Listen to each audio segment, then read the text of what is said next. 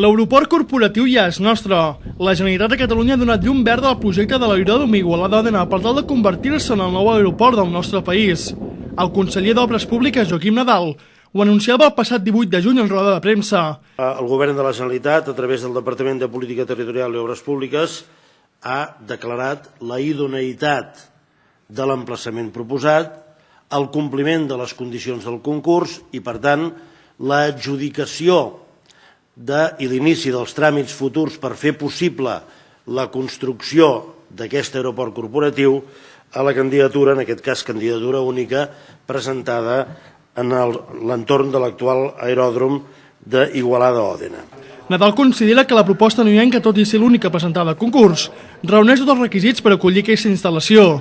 Ampli consens social, econòmic i institucional en el territori, preexistència d'un aeròdrom de llarga tradició, activitats vinculades a la indústria aeronàutica ja ara i activitats firals vinculades al sector, com per exemple Aerosport. Ni tan sols la llargària de la pista suposa un problema, ja que el mateix Nadal considera que la pista pot arribar als 2 quilòmetres. Els alcaldes d'Igualada i Òdena, Jordi Aymamí i Francisco Guisado, van celebrar l'elecció de la proposta noienca el mateix dijous a la tarda a l'aeròdrom.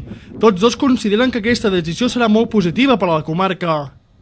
La Generalitat invertirà prop de 100 milions d'euros en un projecte que es preveu que finalitzi en els últims mesos del 2012.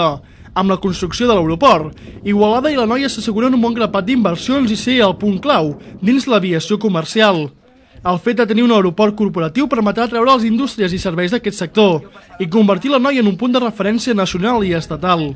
Sens dubte, una excel·lent notícia per a una comarca massa acostumada a deixar perdre grans infraestructures.